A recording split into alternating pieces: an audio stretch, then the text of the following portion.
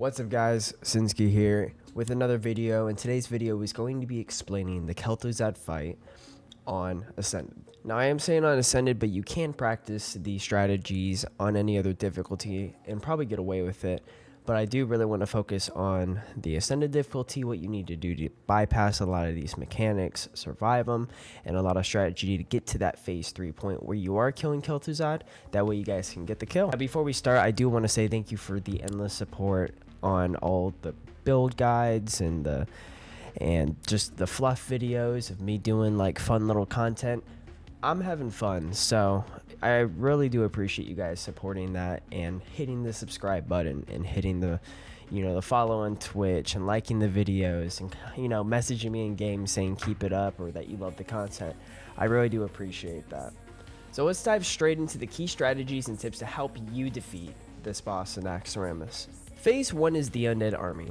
You have to survive the waves of undead minions until Kel'Thuzad engages in Phase 2. The first thing we're going to talk about is positioning. Everyone is going to want to stack in the middle area where you activate the fight. Over time, the adds are going to come out. You're going to have the Abomination, which tanks should pick them up and DPS should focus them down as quickly as possible. And then you got the Banshees, which range DPS should prioritize as they do significant AoE damage. Melee can charge in to help, but please be wary that the Banshees do a pull that can slingshot you into the cubby that will aggro more adds. The skeletons, you should just quickly kill them. There are blue skeletons that do have a knockback ability, so you want to make sure that for the blue skeletons you are facing your back towards the middle area where you're going to want to land if you get blasted back. Tanks should be positioning the Banshee and the Abomination directly adjacent from each other. You do not want to be right next to each other. You guys want to be on the opposite side of where the groups are stacking. It's really hard to kill the Abomination when the Abomination is in the circle for the Banshee, due to the melee having a chance of getting possessed, which is what happens when the Banshee dies. It will possess the closest player to it. Now, communication is very important during this phase. You want to make sure you call it when the Abominations spawn, that they're picked up and moved to the correct spot across from the Banshee. And you want to make sure your healers are aware of who is going to be possessed and who needs to get topped up, maybe pulled into the circle once it is over.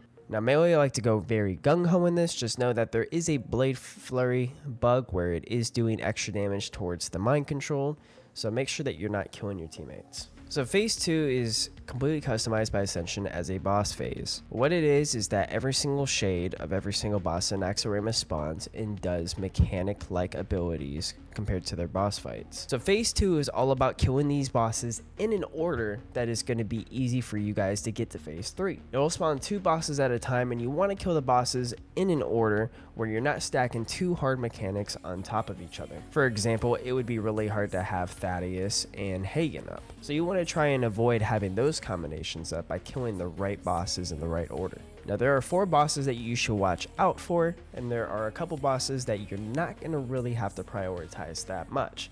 So we'll go over the first priorities. First priorities are going to be the tank busters, such as Anubraken, Maxina, Patchwork. You want to be able to kill these bosses really fast due to the fact that they do a lot of damage towards the tank. Another boss that can give you a lot of issues is Hagen the Unclean. Hagen the Unclean does little small green circles, and he keeps doing it basically until he dies. Now, the safety dance doesn't sound that hard, but they're going to be fixed under players, and you want to make sure that you're not getting killed by where your teammates are standing. So the strat for Hagen is to basically just stack on top of each other. That way, when the circles come out, you have a tight stack, all the circles are on top of each other, and you just run forward. Now, this is a lot easier said on paper than actually done, but with a couple practices, you should be able to get it down. The stacking mechanic can really only be for the melee, but I've seen range do it as well, as it makes it a little bit easier to manage space. Not to mention, Hagen shouldn't be taking that long for you to kill anyways. He shouldn't go past more than 2 dances, so as long as you guys survive 2 dances, you should be able to do it. Now, I'm going to have a map of where the markers should be for the raid, and we'll explain most of these, as some of them only account for phase 3, but a lot of these are used for phase 2 as well. Now, like I said, there's no specific order that you can go every single time, as the bosses that come out in the beginning of phase 2 are random. But what's not random is when you kill a boss in front of one of the quarter's cubbies, that is the quarter that you activate next. So you want to be very mindful of what you want when you're killing the bosses. So if I kill Instructor Resuvius in front of the Construct Quarter, I can expect Patchwork to be the first one out. Now the Quarters unleash bosses in order of how the quarter actually goes. So it'll never be like a Nuberkin and then Maxina and then Faralina. It will always be a Nuberkin, Grand Widow, and then Maxina. Same thing with the Plague Quarter. It'll go Noth, Hagen, and then Loathib. I'm going to go ahead and I'm going to show you a little bit of a clip of us doing the phase 2. That way you get kind of a reference on the shot calling and how the bosses need to be killed. Just realized this was in the first week, so we were a little bit hectic, and it's also in Ascended, and that fight was pretty damn hard. It's a little bit easier now, but that's where all the hecticness and the chaos is coming from. Alright, so as you can see here, phase 2. After all the ads die, we go to the green marker, which you could reference the paint map that I had put into the video and in the comments. So we go here, we stack all our totems, that way when the bosses come up, the bosses don't get leached off from the totems. As you can see here, we get Patchwork, and then we get a Nuberkin. And a Nuberkin's the main focus because of the fact he does raid-wide AoE, such as the Impale and the Locust Swarm, so he's going to be the #1 target compared between these two. As you can see, Patchwork's doing Gastric Affliction. All you got to do is cleanse that and then move out of it. Alright. So we kill Patchwork here, and because we kill Patchwork in front of the Arachnid Quarter, Maxina comes out, and that becomes our next #1 priority. You want to make sure you kill Maxina fast because of the fact that it spawns spider ads, and it does quite a bit of tank DPS, or DPS in general. As you can see, a one-shot EU there because of the threat pull. So now we got Instructor Resuvius, and we have Grand Widow Faralina. So now we're going to kill Faralina because of this AoE. We can't have that. And we leave Resuvius alive because he has a 3-minute enrage timer. So that gives us 3 minutes to do other things. Alright, before we have to kill him. So we just go straight to Gothic. Gothic does Harvest Soul, which decreases the amount of damage that you do throughout the raid. So we want to get that out for the future bosses. So this is going to bring out 4 Horsemen. So 4 Horsemen have the same 4 things that they have in the fights, except it's all kind of mixed together. You have Deep Chill, which you have to run out of. That will one-shot people. You have Field of Famine, which is like a D&D. You want to drop that outside of the raid. And then you want to do Holy Wrath. You want to run outside the raid in Meteor. You want to stack for that. So because we kill Last Horseman here, this brings out Globulus, which you'll see us kind of go to Resuvius, but we're going to switch back to Globulus because this is the better play. I don't want to force Noth out. I want to kind of deal with Gluth and Thaddeus kind of as himself, so we just get Globulus killed right away. So as you see, you want to face the boss away from the raid because it will spawn ads. Gluth comes out. This is basically a tank and spank, but he does do an ability called Decimate at a certain point of health. So you want to try and kill Gluth as fast as you can because it could be an extreme issue for healers and DPS and just everyone with Decimate going on. Thaddeus comes out. We have the red and the blue markers for the positive and negatives. So he'll cast Polarity Shift like about 5 seconds in, like right there, but we're not going to really see it. We out DPS it. And then after we kill Thaddeus, Noth will come out, and this is where the priorities are. So I noticed that we have 1 minute in rage left on Resuvius.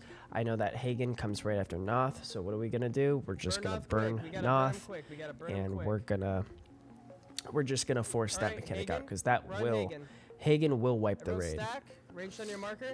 So we're going to go here, we're going to stack as melee, alright, and then we're going to run left as soon as the green circles come up. So we run left, bam, 1 person dies, but that's alright. We see Hagen, and we kill him. Kill Instructor. Now last boss up will be Loathib from the Plague Quarter, but we're just going to finish off with Instructor Resuvius because his enrage timer goes off in 20 seconds. And then we just kill Loathib and then go on the Saffron. So that's pretty much the fight. It's not going to be the exact same like from what our first 2 bosses are to what your guys' first 2 bosses are. But this is definitely kind of the mind you have to have for the kill order. You want to make sure that you're making the fights and the transitions as easy as possible. That way you can get to phase 3 really easy. So phase 3 is the last phase. Kel'Thuzad basically becomes vulnerable and he casts Frostbolt and Frostbolt Volley, which are going to be kickable by everybody. Our strat is to have 3 people with kick, as there's really not much 8 seconds in between each 4th ability. So 3 kicks should be able to deal with it, but just make sure that you're communicating along with your raid to see who's going to be kicking that way. Every single one gets kicked. Another mechanic he uses in phase 3 is the Shadow Fissures, which basically is like a Hagen circle. It'll instantly kill you, so make sure you walk out of it. And then you'll also have the Mana Bombs. Mana Bombs, you want to run out of the raid and not hit any players because it will wipe you. Kel'Thuzad also does a mind control where he'll mind control somebody for like 8 seconds. You don't want to DPS them. You want to make sure that you CC them or you just out heal it. Now in the middle of phase 3, Kel'Thuzad's going to teleport into the middle of the room. This will happen once or twice. That is what the purple and the star marker are for, inside of one of the cubbies. So you want to stack on purple and you want to drop all the mana bombs in the back of the cubby next to where the mirrors are. When the Shadow Fissures drop, you want to move to the other side of the cubby and stack once again. We call this the ping pong phase. The ping pong phase will last around 2 or 3 times until Kel'Thuzad's ice barrier drops, and then you just go up and you kick Kel'Thuzad and you resume what you were doing in phase 3. After a couple ping pong phases and a couple DPS phases, you should hit 40% where 2 Guardians of Iceground will come out. You want to make sure that the tanks are prepared to pick up the Guardians right when they spawn. Now the way that we do it is that we have one tank pick up the Guardians and move away from Kel'Thuzad. That way the DPS can just focus on Kel'Thuzad altogether. But please do know, once you hit 40%, that is when the DPS check starts for Kel'Thuzad. DPS check and healer check, because the Guardians of Iceground do more damage the more that they hit the tank. And basically from 40%, the fight stays the same, and congratulations, you've killed Kel'Thuzad. Now tips for success, I do want to make sure that you ensure your raid is fully buffed and consumable ready. Communication and coordination are key. Alright. You also want to assign certain players for interrupts and CCs if that's what you're doing with the mind controls and just dealing with the ads in general. And practice. Don't be upset when you guys wipe. This fight requires a lot of precision, and practice makes perfect. Alright, so don't get discouraged by early wipes. That's a wrap for our KT guide for Ascension. If you found this helpful, make sure to like, comment, subscribe for more stuff, and good luck and happy raiding. I appreciate you guys, and I'll see you guys in the next video. Peace.